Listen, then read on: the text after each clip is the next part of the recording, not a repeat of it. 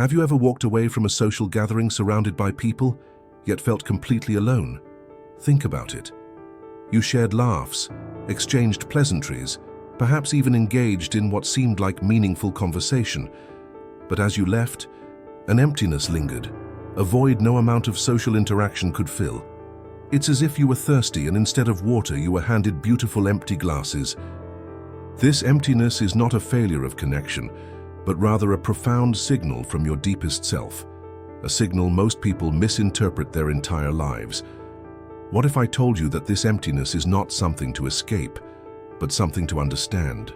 That within this very void lies the seed of your most authentic existence. This feeling of emptiness in relationships isn't just common, it's epidemic in our modern world. We live in the most connected era in human history, yet studies show loneliness and isolation are at record levels. The question isn't whether we're connecting, it's what we're connecting through and for. Viktor Frankl, the renowned psychiatrist and Holocaust survivor, understood this paradox better than most. Having endured the unimaginable horrors of Nazi concentration camps, Frankl emerged not just as a survivor, but as a profound witness to humanity's deepest spiritual needs. In his groundbreaking work, Man's Search for Meaning, Frankl didn't just chronicle suffering. He transcended it by discovering what makes human connection truly meaningful. Frankl developed logotherapy, a revolutionary approach to psychology that identifies the search for meaning as our primary motivational force. Unlike Freud, who focused on pleasure, or Adler, who emphasized power, Frankl recognized that human beings are fundamentally driven by the will to find meaning in their existence. When your relationships feel empty, it's not because you lack social skills or haven't found your people. The emptiness stems from something far deeper, a meaning deficit. Connections without meaning are like bodies without souls, technically alive, but devoid of the spark that makes life worth living. What Frankl discovered through his suffering was revolutionary. Meaningful relationships aren't built on mutual entertainment, shared complaints, or even common interests. They're built on shared meaning, on the recognition of each other's irreplaceable uniqueness, and the values we embody together. Consider this.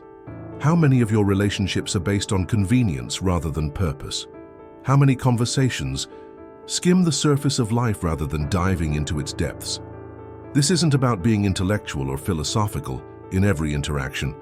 It's about whether your connections affirm your existence as a meaning-seeking being. Frankl would say that when relationships leave you feeling empty, it's because they fail to engage your noological dimension, the distinctly human capacity for meaning, purpose, and values. When relationships become transactional, mere exchanges of pleasantries, favors, or status enhancements, they neglect what makes us fundamentally human. In Frankl's view, we don't just want to be seen and heard, we want to be witnessed in our struggle for meaning. The relationships that fulfill us are those where both parties recognize the dignity in each other's search. As Frankl wrote, love is the only way to grasp another human being in the innermost core of his personality. But here's the crucial insight. Finding meaning in relationships isn't about what you get, but what you give. This paradox, that fulfillment, comes not from taking but from offering, lies at the heart of why so many modern relationships leave us feeling empty. Let me share a powerful example that illustrates Frankl's philosophy in action. Imagine two friends meeting for coffee. On the surface, both scenarios look identical. Same cafe, same people, same duration. But in the first scenario, they discuss their jobs, the weather, mutual acquaintances, and the latest streaming shows. They laugh, they commiserate about traffic, they part with warm hugs. Yet one or both leave feeling strangely unsatisfied. In the second scenario, one friend vulnerably shares a moral dilemma they're facing at work. The other doesn't just offer solutions, but helps explore what values are at stake. They discuss not just what happened in their weeks, but what those experiences meant. They challenge each other's perspectives, not to win arguments, but to help each other grow. When they part, both feel a sense of renewal, as if something essential has been nourished. The difference? The second interaction engaged what Frankl called the spiritual dimension of human existence, our capacity to reflect, to choose our attitudes, to transcend immediate circumstances and connect with meaning. Consider how modern technology has amplified our existential emptiness. We scroll through hundreds of social media updates, accumulate thousands of digital connections, yet the hunger for meaningful interaction only grows. As Frankl would observe, we've confused the means of connection with its purpose. We've optimized for quantity at the expense of depth. When I work with patients experiencing this emptiness, I often ask them to reflect on their most fulfilling relationship moments. Invariably, they describe instances of shared vulnerability, mutual growth, or collaborative meaning-making. One patient recalled a road trip with a friend where they got lost and ended up having a 3-hour conversation about their deepest fears while trying to find their way. "We were physically lost," she said, "but I've never felt more found as a person." Frankl would interpret this as a moment where suffering, even minor suffering like being lost, created the space for authentic connection. This points to a profound truth. Meaningful relationships often require some element of shared challenge or growth. The relationships that feel empty are often those that exist solely for comfort or convenience. Think about the people with whom you feel most alive, most yourself.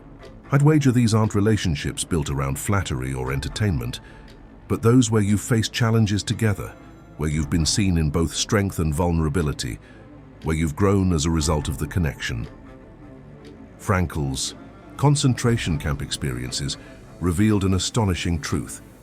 Even in the most dehumanizing conditions, those who formed meaningful bonds, often through small acts of sacrifice and compassion, maintained their spiritual integrity. One prisoner might save a piece of bread for another. Two might whisper words of encouragement during roll call. These weren't just nice gestures. They were assertions of meaning in a seemingly meaningless environment. What does this tell us about our everyday relationship emptiness? It suggests that we've misunderstood what relationships are for. They aren't primarily for our enjoyment or validation, though these may be pleasant byproducts. They exist as arenas for meaning creation, for the expression of values that transcend our individual existences.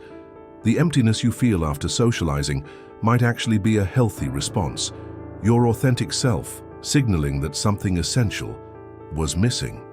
This isn't cause for despair, but for recalibration. It's your inner wisdom recognizing that life offers more than pleasant exchanges. It offers the possibility of connections that affirm your humanity at its deepest level. One particularly powerful concept from Frankl is what he called the existential vacuum, the feeling of emptiness that arises when our lives lack meaning. This vacuum doesn't just affect individuals, it can infect entire relationships. Two people can perpetuate each other's existential emptiness by engaging in what I call void-filling behaviors, excessive entertainment, gossip, status comparisons, or the endless distraction of busyness. True connection requires courage, courage to move beyond the scripts of conventional socializing and touch the questions that actually matter. Not what do you do, but what gives you meaning. Not how are you, but what are you struggling with and what are you learning from it? When was the last time you had a conversation that changed how you see yourself or the world? When did you last feel truly known, not just acknowledged? These are the interactions that leave us feeling more rather than less, expanded rather than depleted.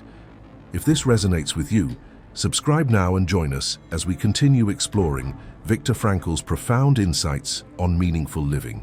Your journey toward more authentic relationships begins with understanding. And what you're beginning to understand is that emptiness isn't the enemy, it's the starting point of transformation.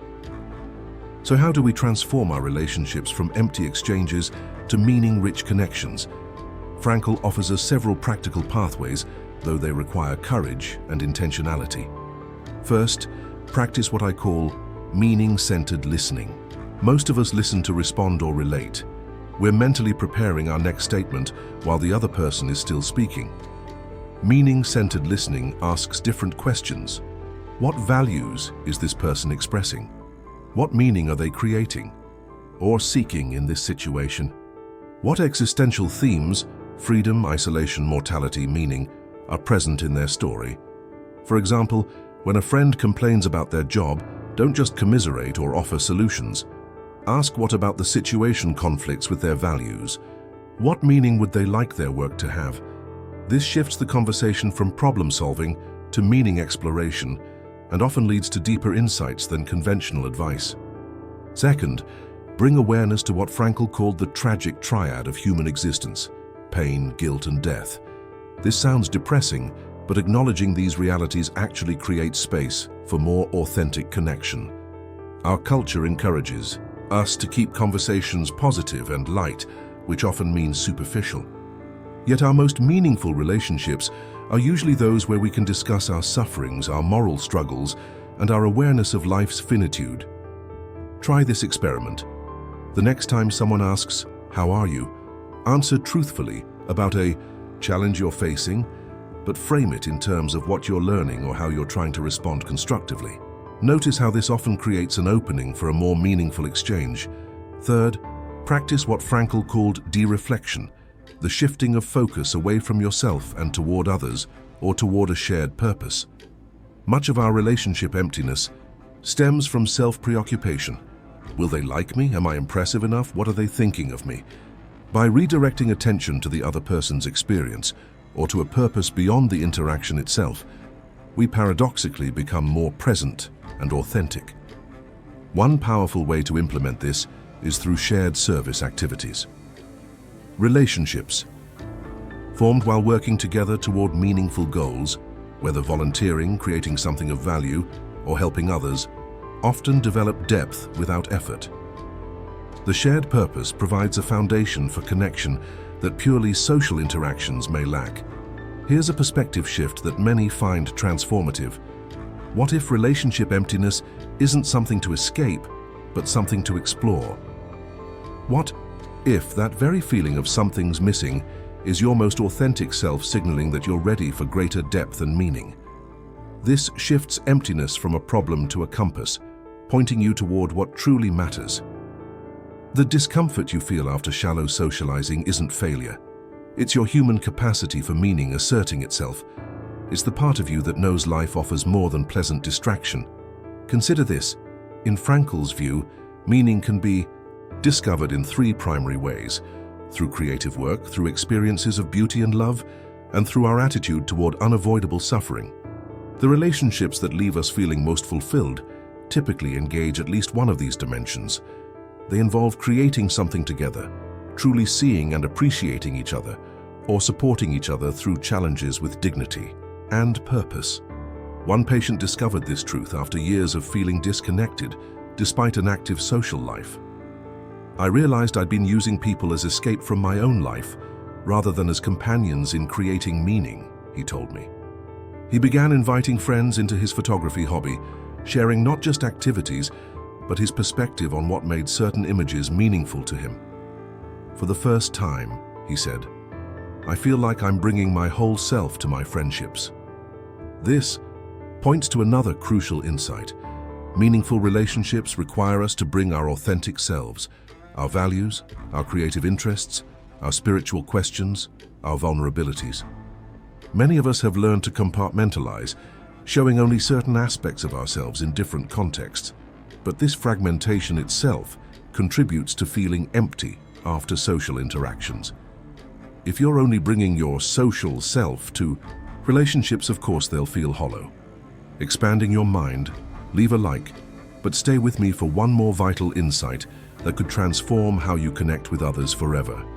Viktor Frankl reminds us that we are meaning-seeking beings. In a world that often seems meaningless, our relationships feel empty, not because we're doing something wrong, but because we're doing something human, sensing the possibility of deeper connection in a culture satisfied with superficiality. The emptiness you feel isn't weakness, it's wisdom. It's your inner knowing that relationships can be vessels for meaning rather than mere pastimes. This emptiness isn't calling you to more activities or better social skills. It's inviting you to greater authenticity and purpose in how you connect. Remember that Frankl discovered meaning even in the worst possible circumstances, not by escaping suffering, but by finding purpose within it. Similarly, the path to meaningful relationships isn't about avoiding difficult conversations or challenging emotions. It's about engaging them with courage and purpose. As Frankl wrote, between stimulus and response there is a space. In that space is our power to choose our response. In our response lies our growth and our freedom. When you feel emptiness after social interaction, that's your stimulus. Your response, to ignore it and seek distraction, or to honor it as a call to greater depth, will shape your relational world. Choose depth. Choose meaning. Choose connections that honor your full humanity and that of others.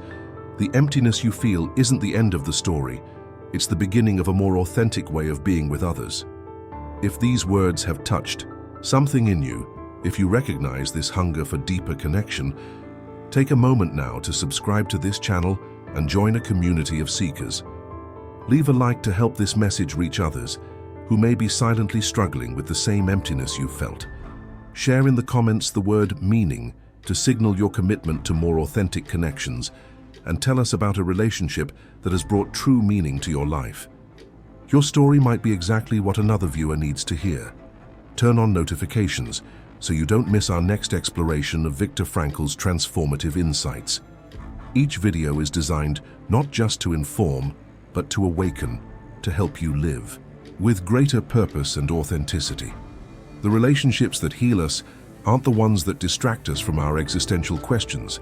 They're the ones that help us answer them. Let's build those relationships together, one conversation at a time. Share this video with someone you'd like to connect with more deeply. It might just be the beginning of a more meaningful chapter in your relationship. Remember, the emptiness you feel in relationships isn't a destination. It's a doorway. Will you have the courage to walk through it?